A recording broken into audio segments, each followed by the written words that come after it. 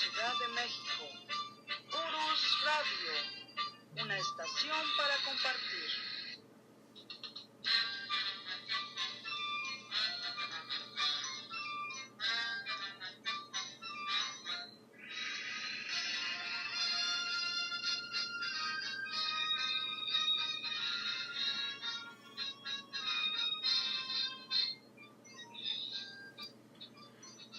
Hola, ¿qué tal? ¿Cómo están? Muy buenas noches, los saludamos como todos los lunes. Soy Doris y estamos transmitiendo en vivo desde la cabina de Urus Radio, su programa de la verdadera historia de México, hoy 20 de noviembre de 2017.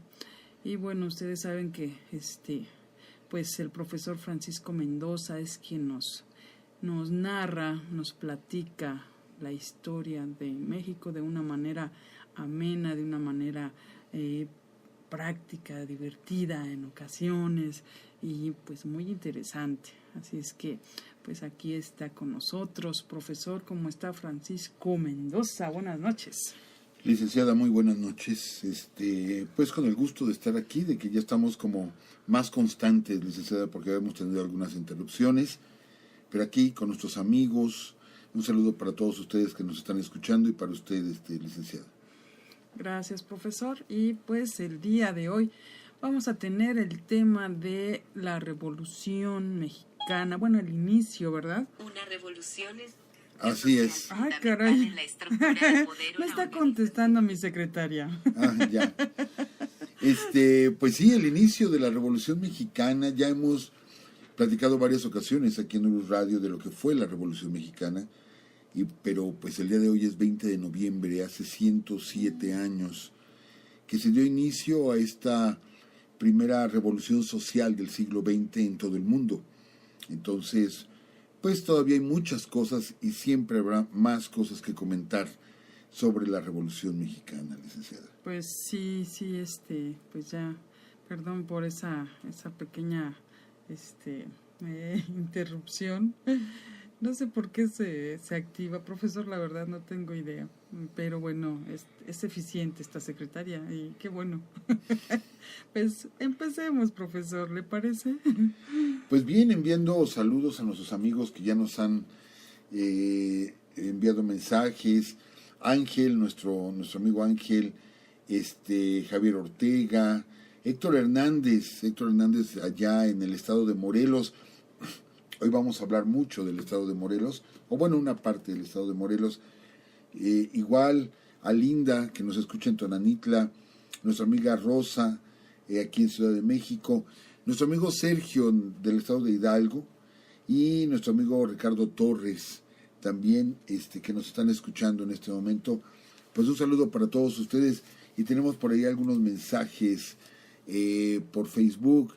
Nuestro amigo René Martínez, que nos ha apoyado aquí en varios programas, lo mismo que nuestra amiga Lourdes Navarro, allá en los Estados Unidos, en el estado de California, Mariela Aguilar, Silvia Álvarez, que debe de estar ahorita en Arizona, nuestro amigo Diego Cervantes, Enrique Suárez, en fin, a todos ustedes un fuerte abrazo, gracias por comunicarse con nosotros.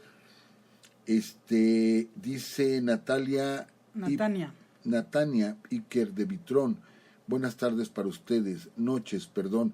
Es nuestra amiga que está en Israel, ¿verdad? Así es. Es nuestra amiga, pues un saludo hasta Israel, al otro lado del mundo. Y que por cierto, Natania, muchas gracias, que igual nos ha recomendado por Facebook, gracias de verdad.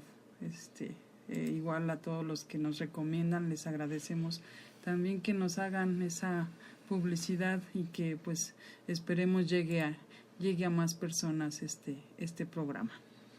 Y bueno, pues iniciemos. 20 de noviembre de 1910, hace 107 años, que se da inicio a la Revolución Mexicana. Licenciada, amigos, esta revolución, este movimiento armado, que tanto fue representado en los años 40 y 50, recuerdo esas películas de Pedro Armendáriz, esas películas dirigidas por el Indio Fernández, donde nos representaban ahí a Pancho Villa, nos representaban las grandes batallas, ¿no?, del norte del país, que bueno, no se hablaba del general Zapata, que hoy platicaremos también del general Zapata. Siempre se hablaba de la gente del norte, ¿sí?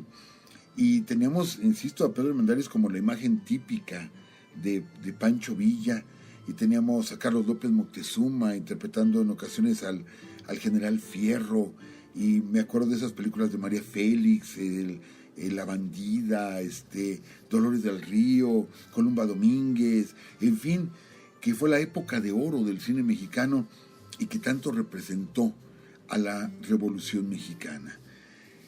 107 años ya de el inicio de esa gesta, que realmente la parte armada no se inicia ahí, se inicia oficialmente 2 días antes, el día 18 de noviembre, cuando Aquiles Cerdán, poblano, era un zapatero poblano, que pertenecía a un club antirreeleccionista que apoyaba a Francisco I. Madero, y de pronto el capitán Cabrera, que era el capitán de la policía de ahí de Puebla, ordena un cateo a la casa de los Cerdán, ¿sí?, de Carmen, Aquiles y Máximo. Y efectivamente ellos tenían armas porque había sido dada la orden por parte de Francisco Madero, de eso vamos a platicar ahorita, de un levantamiento armado. Había armas, entonces sabían que los iban a agarrar y comenzó la balacera. Hemos tenido la oportunidad de estar en ese sitio, justo en el lugar donde se dio esa balacera con la que inicia la Revolución Mexicana. Y bueno, las calles son estrechas. Es la calle, esa calle es donde está el convento de Santa Clara. Entonces son calles muy estrechas, y la batalla en sí, esa pequeña batalla de Puebla, se da en las azoteas, porque por lo estrecho de la calle no se puede alguien parapetar enfrente de la casa, entonces se da en la azotea, ¿sí?, o en las azoteas. Cuando son pues prácticamente derrotados los hombres que apoyaban a don Aquiles Cerdán, Aquiles se esconde en el sótano de la casa. Cuando llegan y hacen el cateo no lo encuentran, pero dejan vigilancia en la casa. Él se mete en ese hueco, en ese sótano, muy incómodo por cierto, y después de 2 días él agarra una pulmonía muy muy fuerte, aparte el hambre, etcétera. De pronto escucha la casa en silencio, sale de su escondite, y un soldado a boca de jarro mata a Aquiles Cerdán. Entonces se le considera pues como el primer mártir, o los primeros mártires de la Revolución Mexicana. Cabe mencionar que también ahí el capitán Cabrera muere en el combate el 18. Pero bueno, ya nos adelantamos un poquito porque queríamos dar ese antecedente. ¿Qué pasaba? ¿Por qué México, un país que vivía la paz porfiriana, decide levantarse en armas? Y tanto se había pregonado en todo el mundo el progreso de México, el orden que tenía México. México había participado en exposiciones en ferias mundiales, presumiendo nuestra cultura, presumiendo nuestras artes. Todo era felicidad en México. ¿Y por qué de pronto una bola de indios desarrapados decide levantarse en armas? Nada más falso que esa caricatura porfiriana. Es cierto, hubo progreso en la época porfiriana, pero no fuimos el único país que lo tuvo. De hecho, la humanidad entera tenía progreso. Estamos hablando del siglo de las luces, el siglo XIX, en Europa, donde se dan muchos adelantos tecnológicos, y no se diga en los Estados Unidos. No fue exclusividad de México, señores, que tanto pregonan los logros de Porfirio Díaz. No fue solamente en México, esos logros se dieron en muchas partes. Es cierto, llega el ferrocarril. Bueno, el ferrocarril llega con Comonfort y posteriormente con Benito Juárez, pero solamente en la época porfirista se construyen más de 20,000 kilómetros de vías, ¿sí? Llega la electricidad. Amigos de Luz y Fuerza, amigos del ESME, en la época de Porfirio Díaz llega la electricidad, aunque sabemos que la primera maquinaria eléctrica que llega a México llega con Maximiliano de Habsburgo. Curiosamente, Maximiliano manda traer de Bélgica un par de bombas eléctricas para el cuerpo de bomberos de la Ciudad de México, ¿sí? Que estas bombas eléctricas funcionaban con gasolina, pues, o sea, con un hidrocarburo, para poderlas echar a andar, pero producían electricidad y con esto hacían funcionar una bomba para arrojar el agua. No se tiene, digamos, los restos de estas maquinarias, pero sabemos que fue la primera vez que hubo electricidad artificial en México. Algunas minas en el norte de México ya se habían electrificado para el trabajo dentro de las minas, pero con Porfirio Díaz se construye la hidroeléctrica de Necaxa, Puebla, que hemos tenido la oportunidad de estar por allá en Necaxa, quienes les enviamos un fuerte saludo. Allá se construye la primera hidroeléctrica del país para atender una línea de cableado desde Necaxa, Puebla, hasta el municipio de El Oro, en el Estado de México, ya en la frontera con el Estado de Michoacán. Pero al llevar esta corriente eléctrica, bueno, Porfirio Díaz da la orden de que se desvíe una línea y que llegue a la Ciudad de México. Se construye una planta, la planta de Nonualco, aquí en Tlatelolco, y llega la electricidad a la Ciudad de México. Únicamente, bueno, el centro de la ciudad, que era, digamos, el centro político, religioso y cultural de la Ciudad de México, y obviamente el castillo de Chapultepec, que era la residencia presidencial en ese tiempo. Pero bueno, llegó la electricidad, llegan muchos beneficios al país, ¿sí? Tecnológicos. México comienza a modernizarse. Tienen razón, señores que apoyan a Porfirio Díaz, pero a mí me gustaría que me contestaran esto. ¿Cómo es posible que teníamos un analfabetismo del 80%? ¡Qué barbaridad! El 80%. 8 de cada 10 mexicanos no sabían leer y escribir. Es cierto que hubo paz en la época de don Porfirio, pero también es cierto que esta paz se logró mediante la represión. Una represión constante, una represión salvaje. Perdón, amigos, perdón, licenciada. ¿Está agua? Sí, por favor, licenciada. Una represión salvaje que ejercía Porfirio Díaz. Los cuerpos de guardias rurales que fueron formados en la época de Benito Juárez, posteriormente serían, consolidados ya en la época de Porfirio Díaz, y normalmente era con exbandoleros que conformaban los cuerpos rurales, y que esos cuerpos rurales eran temidos por toda la población por la serie de atropellos, de abusos. Efectivamente había paz, pero ¿a qué costo? ¿A qué costo cuando cualquier persona que se opusiera al gobierno, cualquier persona que reclamara una injusticia, era inmediatamente reprimido por los rurales, que eran los que cuidaban pues a la gran masa de la población que no vivían en las ciudades, ¿sí? El sistema económico en México, el sistema de las haciendas en México, donde se vivía, pues vamos a decirlo como es, una esclavitud disfrazada de progreso, donde la gente adquiría deudas. Es más, licenciada, amigos, hubo casos, muchos casos, de gente que nunca conoció una moneda. No sabían lo que era una moneda, porque cuando nacían ya tenían una deuda con el hacendado, con el dueño de la hacienda, ya tenían una deuda, y todo esto estaba registrado en libros. Entonces, como me debes tanto dinero, tienes que trabajar tanto, pero yo te voy a pagar para que sobrevivas con maíz, con frijol, con un par de guaraches, con unos petates, ¿sí? No se utilizaban las monedas.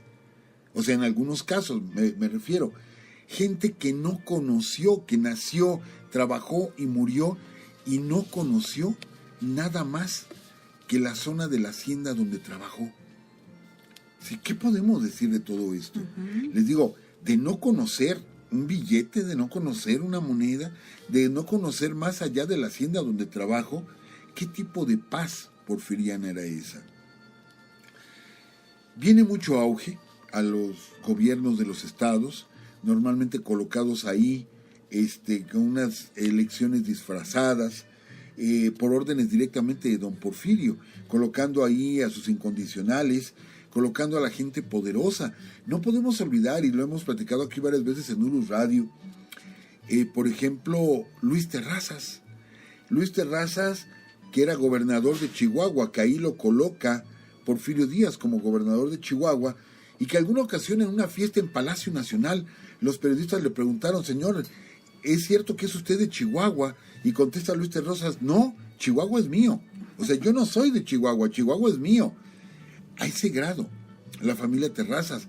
No digamos otra familia potentada que la historia oficial no menciona, ¿sí?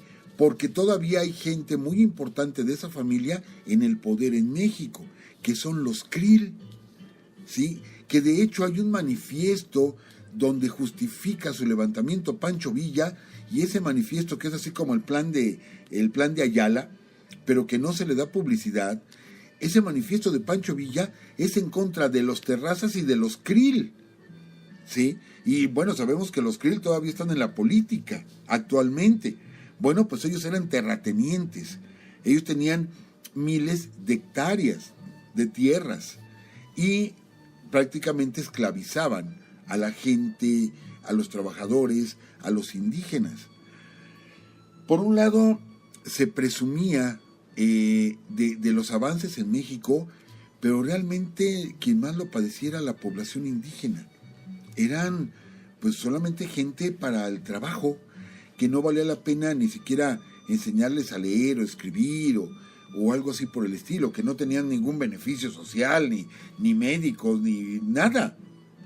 Sí, en ese ambiente se vivía en el México de finales del siglo XIX. Comenzamos el siglo XX que recién dejamos hace 17 años. Ese siglo XX ve a un México aparentemente próspero, un México donde pues se concentraba la riqueza en pocas manos, en las ciudades y en las haciendas, un ambiente afrancesado. Lo hemos platicado aquí varias veces, siempre me encanta a mí esa anécdota, y la he contado como 5 veces ya aquí en Urus Radio, de que éramos tan franceses y tenemos una colonia, por ejemplo la colonia Juárez de la Ciudad de México, totalmente las casas francesas. Es más, las casas eran construidas con guardanieve. Esto es un declive especial para que la nieve no se quedara en los techos y no los destrozara, sino que la nieve corriera. Se les conoce como guardanieve. La pregunta es, pero aquí no nevaba, ¿para qué la querían? Mas, sin embargo, eran casas al estilo francés. Cosa curiosa, ¿no? Porque don Porfirio Díaz luchó contra los franceses, ¿sí? Estuvo en las batallas del 5 de mayo, la batalla del 2 de abril, cuando se derrota a las fuerzas imperialistas de Leonardo Márquez. En fin, estuvo contra los franceses y después se vuelve muy francés el señor. Y hemos platicado la anécdota de que en la Alameda Central, que era donde se hacían los paseos de la gente que vivía en la Ciudad de México, podían ser las 3 de la tarde del mes de marzo, del mes de abril, 3 de la tarde, y la gente andaba con abrigo, con guantes, polainas, bufanda, sombrero, y uno decía: caramba, a las 3 de la tarde te estás asando, mi amigo. Y ellos decían: no, lo que pasa es que en estos momentos en París está nevando. Entonces, imagínense nada más qué identidad de mexicanos tendríamos, que nos vestíamos como estaba el clima en ese momento en París. Ese era el México que se vivía, un México que hacía grandes fiestas en Palacio Nacional y que la gente hasta pagaba, ¿sí?, por tener una entrada a Palacio Nacional en alguna de las fiestas que organizaba doña Carmelita. Que hay mucho que platicar de doña Carmelita, pero bueno, hemos platicado de ella cuando hemos hecho los programas sobre Porfirio Díaz directamente, desde su esposa Delfina, Carmelita, etc. Pero no, estamos hablando ahorita de Revolución Mexicana en general. Bien, para 1903, ¿sí?, aquí en la Ciudad de México surge un periódico, el periódico Regeneración. Este periódico, creado por los hermanos Flores Magón. Este periódico se convierte en un fiero opositor al régimen de Porfirio Díaz. De hecho, Porfirio Díaz logra encarcelar en Lecumberri a los hermanos Flores Magón, después se les dejaría libres, ellos se irían a los Estados Unidos y desde los Estados Unidos continuarían enviando este periódico. ¿Qué podemos decir? No podían cambiar la mentalidad de todo un país, puesto que la gente no sabía leer y escribir. Pero había una clase media, muy incipiente, pero ya había una clase media. Y esa clase media, que sería un 19% de la población, sí se enteraban y sí leían el periódico Regeneración. Por cierto, vale mencionar que ese famoso lema de tierra y libertad fue creado por los Flores Magón, que después sería tomado por el profesor Otilio Montaño, que era su secretario y bueno, en general también de las fuerzas zapatistas. Pero fue tomado de los Flores Magón el lema tierra y libertad. Los escritos de los Flores Magón amenazaban con la anarquía total en el país. Y de hecho ellos van a hacer su propia revolución e intentan formar una nueva nación en México, dividiendo la península de la Baja California. De hecho, se da una batalla de la que poco se habla, la batalla de Tijuana, ¿sí? Que no tiene que ver con el resto de la Revolución Mexicana, de Villa, Zapata, Orozco, etcétera, etcétera, sino es una batalla aparte, y se da por días la toma de la ciudad de Tijuana, que fue invadida desde el lado de San Diego, California, fue invadida por las fuerzas de los Flores Magón, y que después fueron repelidos, se fueron a los Estados Unidos, allá se exiliaron. Pero bueno, a ese grado llegó el movimiento de los Flores Magón. Posteriormente, ¿sí? Y ante los terribles sistemas de trabajo en México, se empiezan a dar rebeliones de los obreros, que estamos hablando no de la clase indígena, tampoco de una clase media acomodada, les digo, era una clase media incipiente. Y de pronto, Cananea y Río Blanco, esta industria minera y esta industria hilera, ¿sí? En la fábrica de helados y tejidos, que deciden irse a la huelga y que son reprimidos violentamente. De hecho, Cananea, ¿sí? La minera, los primeros que reprimen son los dueños extranjeros de la mina y traen rangers tejanos. Esto es histórico.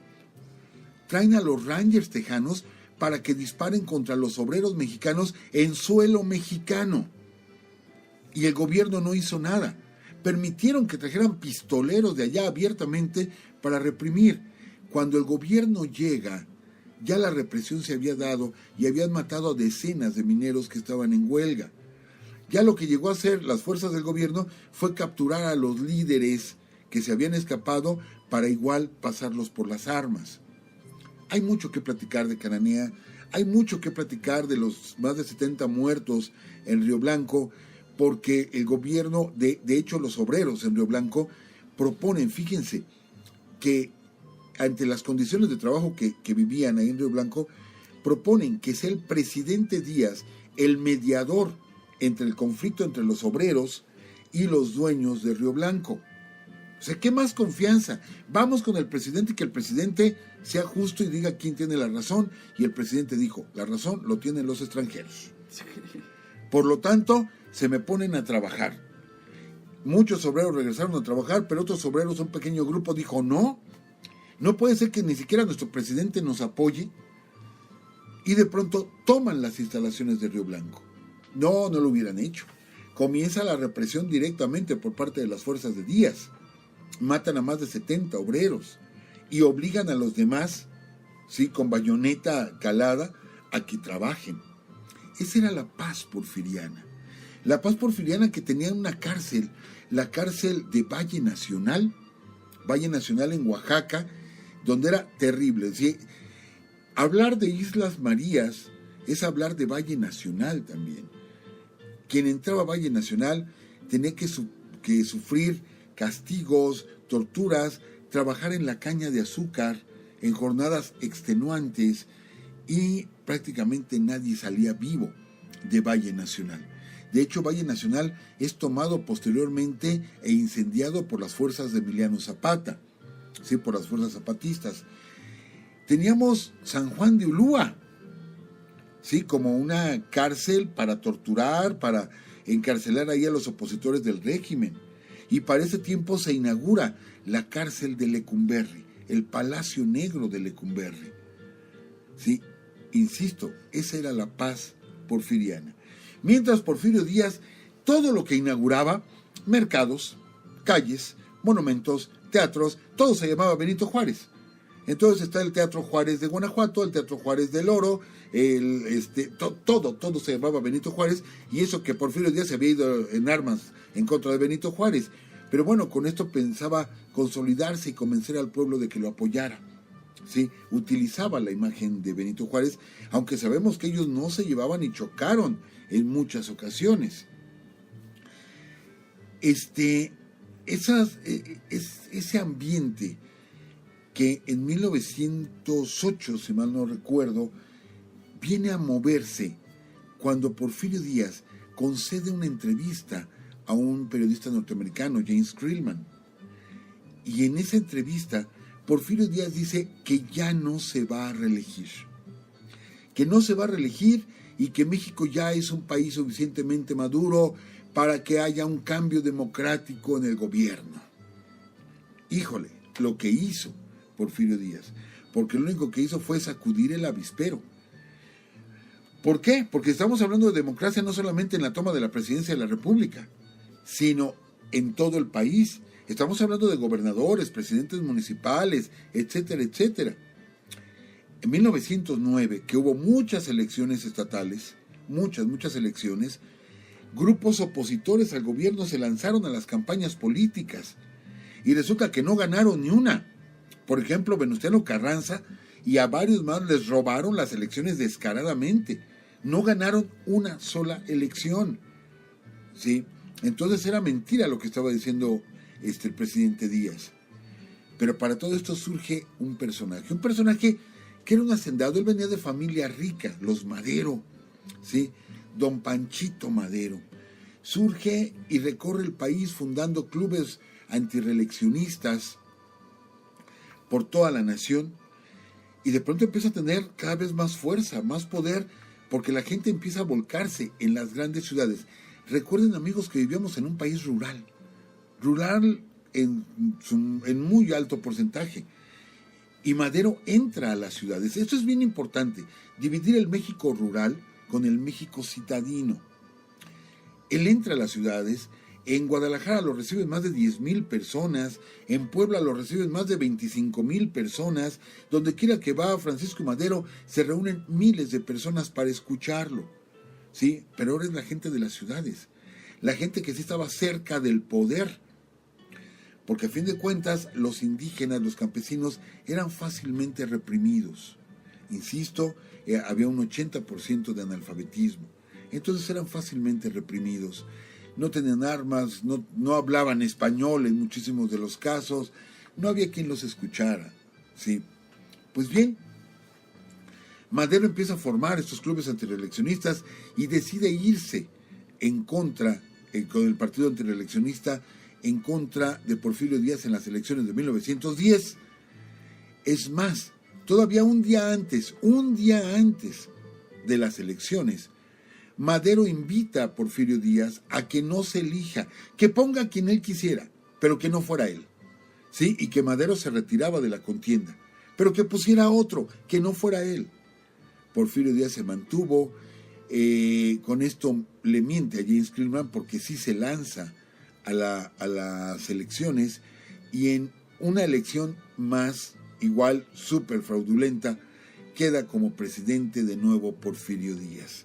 Es encarcelado Madero en San Luis Potosí, posteriormente por la influencia de su familia, que era una familia pues muy encumbrada económicamente, consiguen que se le dé, ¿cómo se llama? Que su casa sea su prisión, se me olvidó ahorita la expresión, arraigo domiciliario. Sí. Pero obviamente esto le facilita el escape a Francisco y Madero. Mientras estuvo en la cárcel en San Luis Potosí, lanza un manifiesto a la nación donde desconoce a Porfirio Díaz. Él se autonombra presidente constitucional, ¿sí? Desconoce a Porfirio Díaz y le pide al pueblo de México que se levante en armas el 20 de noviembre. Se escapa y se va a San Antonio, Texas, a esperar que llegue el 20 de noviembre, mientras los grupos antireeleccionistas empiezan la movilización en todo el país. Pues bien, esto es lo que estamos conmemorando, que llegó el día 20 de noviembre y salvo la muerte de los Cerdán, Francisco y Madero sale de San Antonio, Texas, ¿sí?, rumbo a México, cruza el río Bravo con 10 hombres. Y del otro lado lo esperaba un tío suyo, creo Catarino, su tío Catarino, lo esperaba con la enorme cantidad de 10 hombres más. Entonces Madero entra el 20 de noviembre a las 6 de la tarde a México, a territorio nacional, con 20 hombres, pensando atacar la ciudad de Casas Grandes. Sí, era un suicidio. No hubiera podido hacer absolutamente nada. Y de hecho, salvo lo de Puebla, no pasa nada.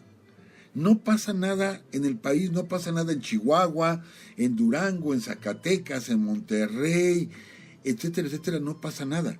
Pero noten, amigos, que estamos hablando de las grandes ciudades. No sucedió absolutamente nada. En la sierra, en los pueblos, en las comunidades, en los caseríos, ahí sí. Ahí sí, el 20 de noviembre la gente empieza a levantarse en armas. Pequeños grupos de 5, 10, 20, 50 gentes empiezan a tomar pequeñas rancherías, empiezan a tomar algunas haciendas, empieza la movilización del pueblo. Pero como eran lugares tan pequeños, donde no había gran comunicación y los periódicos todos estaban vendidos al gobierno, pues no iban a decir, ay, es que hay levantamientos armados en el México rural, en la sierra, en los llanos, etcétera, hay un levantamiento. No lo iban a decir. Entonces Madero ve con tristeza que solamente hay un levantamiento más o menos importante que se da con un hacendado llamado Pascual Orozco. Este hacendado toma como lugarteniente, gracias al apoyo de don Abraham González, sí, gobernador, que habla con un bandolero, un hombre llamado Doroteo Arango, que se había hecho llamar Francisco Villa, y que lo pone bajo las órdenes de Pascual Orozco. Y es un grupo de alrededor de 400 individuos, los que, digamos, es la principal fuerza, ¿sí?, que se levanta el 20 de noviembre. Cabe mencionar, porque vamos a platicar también de ello en programas posteriores, de Pancho Villa. Pancho Villa, el que se dice que era un bandolero, que era un asesino. Amigos, es que tanto se ha dicho de Pancho Villa, pero nosotros nos tenemos que ir a las pruebas documentales. Y resulta que hasta el 20 de noviembre de 1910, sí, efectivamente, Pancho Villa era un bandolero, era perseguido por los rurales, era perseguido por la policía, y los delitos por los cuales él era perseguido fue por robarse unas vacas, por robarse algunas recuas de mulas, ¿sí?, por robarse un caballo. Esos eran los delitos de Pancho Villa. Ah, no, pero nos pintan un Pancho Villa salvaje, sanguinario. Pues sí cometió delitos, sí era un delincuente, pero un delincuente común, sí, porque robarse unas recuas, robarse un caballo y robarse unas vacas, pues era un delincuente común y corriente. Sí, yo no sé de dónde sacan lo de los asesinatos. Después, ya que se inicia la revolución, pues hay muchas cosas que se pueden hablar de Pancho Villa, pero ya estaba metido en la Revolución Mexicana. Pero anteriormente, pues no, lo perseguían porque según esto él había matado a un hacendado, y por ahí está la leyenda de que Pancho Villa mata a uno de los Terrazas que quería abusar de su hermana, etcétera. Pero son casos como fortuitos e aislados. Nos pintan a un Zapata que se levanta en armas por Madero, y no hay nada más falso en la historia que eso. Zapata ya se había levantado en armas. Zapata, su primer hecho de armas es la toma de la hacienda de Chinameca, allí en Morelos, ¿sí? Al mando de alrededor de 200 campesinos, toma la hacienda de Chinameca, pero estamos hablando de marzo-abril de 1910. Todavía ni siquiera eran las fiestas del centenario. Fiestas donde el gobierno de Díaz echó la casa por la ventana después de sus elecciones y del gran escándalo de que se las había robado descaradamente. Vienen las fiestas del centenario, viene la inauguración del Ángel de la Independencia, viene, en fin, tantas cosas que hizo durante las fiestas. Fue un mes entero. He leído el programa de actividades del 1 de septiembre al 30, ¿sí? El gran festejo que hizo Porfirio Díaz por el centenario de la Independencia. Es más, salieron esas famosas monedas de oro, que hasta el día de hoy sigue siendo como sinónimo de tener muchos dineros, pues has de tener muchos centenarios. Ajá. Pues salieron esas monedas. A ver si nuestros amigos nos ayudan. Si mal no recuerdo, eran de 25 pesos oro. Se los digo porque yo no conozco ni un centenario, los he visto en fotografías. La verdad no los he visto en vivo, pero creo que eran 25 pesos oro. Y que sigue siendo como un precio de referencia, ¿no? La onza Troy y el centenario. Pero bueno, Emiliano Zapata, que se levanta en armas peleando por los derechos arrebatados de algunas de las haciendas que ellos habían heredado por generaciones y generaciones. Él ya estaba levantado en armas, ¿sí? Estamos en 1910 de nuevo, ese 20 de noviembre, y comienzan a darse situaciones difíciles para el gobierno. ¿Por qué? Porque no estaban enfrentando a un ejército. El ejército mayor formado, dijimos, o con mayor número de combatientes era el de Pascual Orozco y Pancho Villa. Les digo que había levantamientos en caseríos, en pequeñas poblaciones, y el ejército federal no se daba abasto para sofocarlas, porque no se estaban enfrentando a un ejército así, literal, frente a frente, sino a pequeños grupos guerrilleros, ¿sí? Madero sale del país, se va a los Estados Unidos, de hecho, se va a Nueva Orleans, y luego regresa otra vez a Texas, donde lo quiere tomar preso por petición del gobierno de Díaz, lo quiere tomar preso el gobierno de los Estados Unidos, y regresa a México el 14 de febrero de 1911. Es cuando vuelve a entrar a territorio nacional Francisco I. Madero. Pero, amigos, insisto, todavía las grandes ciudades, salvo Torreón, que fue, allí entra este general, se me olvidó, ahorita se me fue el nombre de este general, me voy a acordar porque de él dicen que era la imagen que levantó Calderón ahí en el Zócalo. Se me olvidó ahorita el nombre, pero lo vamos a retomar.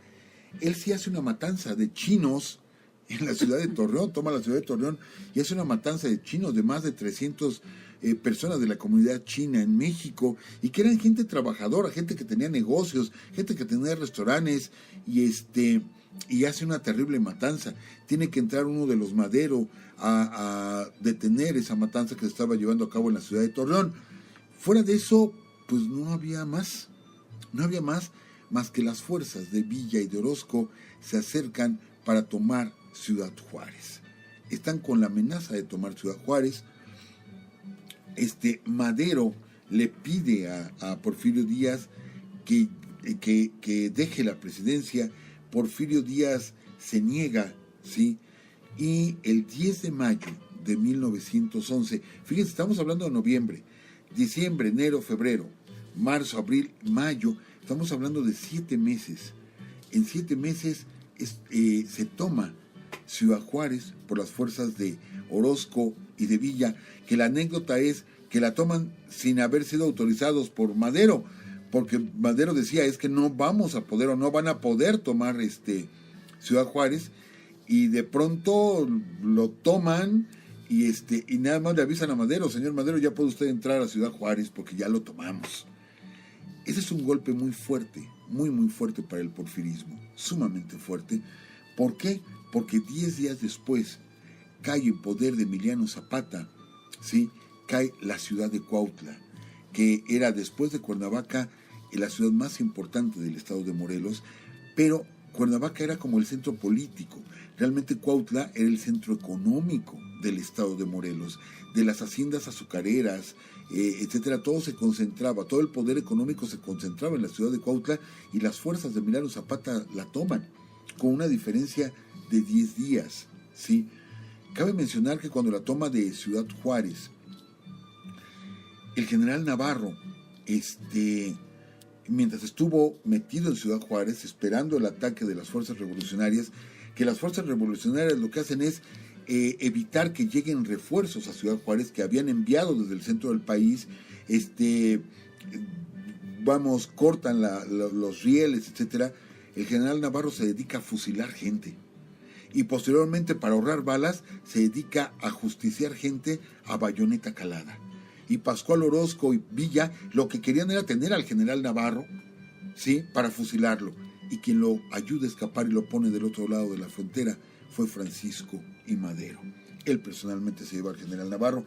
Y bueno, se nos vino el tiempo encima, licenciada. Todavía tenemos que platicar mucho de ese inicio de la Revolución Mexicana, de la renuncia de Porfirio Díaz, en fin, pero se nos fue ahorita el tiempo, licenciada. Yo pensé que todavía nos quedaba. Pero ¿qué le parece todas estas historias, licenciada?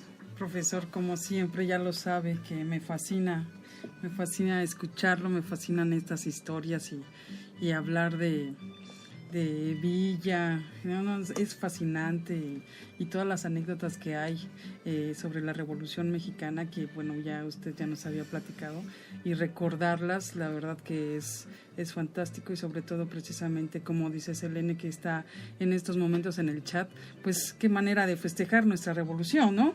Sí. Así es que, pues gracias también por seguirnos. Aquí está Selene, la que le comentaba. Dice, hola, ay no, perdón, es que me perdí, yo también. Dice, a ver, profesor, por favor. Aunque me perdí los primeros minutos, podría escuchar el programa completo una y otra vez, como siempre lo hago. Es un gusto que, aunque sea un día feriado, estén transmitiendo. Uno de las mejores maneras de conmemorar la revolución. Saludos. Nuestro amigo Félix Montó. Buenas noches, licenciada Doris y profesor Mendoza. Este tema es de una actualidad tremenda, no solo porque hoy es 20 de noviembre, sino porque los regímenes que nos han gobernado no han sido capaces de resolver los problemas que le dieron lugar a las causas de aquella revolución. Ahora no nos sentimos franceses, pero sí nos sentimos gringos. Hay un hambre tremenda en el país, la educación está a niveles bajísimos, aunque nos dicen lo contrario, no hay trabajo, tenemos muchos mexicanos en los Estados Unidos, y recibimos saludos de nuestro amigo Jonathan Morales. Sí, Jonathan dice, como todos los lunes, escuchándolos, es para mí muy grato. Éxito, los apreciamos mucho, saludos.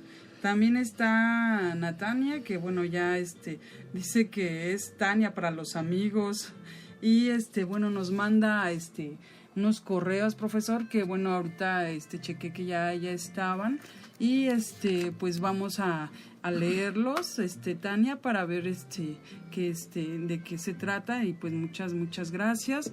Y también les recordamos que todos los lunes estamos aquí en Spreaker para los que nos escuchan en iVoox, en iTunes.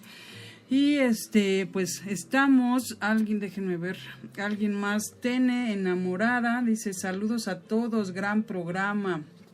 Gracias, Tene. De hecho, ella fue la que nos comentaba que uno de sus personajes favoritos era Agustín de Iturbide. Uh-huh. Y ¿qué más? Algo se me olvidaba, profesor, algo se me olvida. Déjeme checo, porque ya nada más nos tenemos bien poquito tiempo. Sí, de Tene, que les decía que nos promociona por Facebook, y te lo agradecemos mucho, Tania. Dice así: para todo aquel que realmente quiere conocer la historia de México y de forma amena, les recomiendo escuchar Urus Radio en Spreaker. Realmente vale la pena, es el mejor programa que he escuchado. No, pues gracias por los comentarios. Licenciado, me acordé del nombre del general Benjamín Argumedo. Sí. Ok, profesor, qué bueno, porque ya ahora sí se nos acabó el tiempo. Que estén muy bien, cuídense y nos escuchamos el próximo lunes.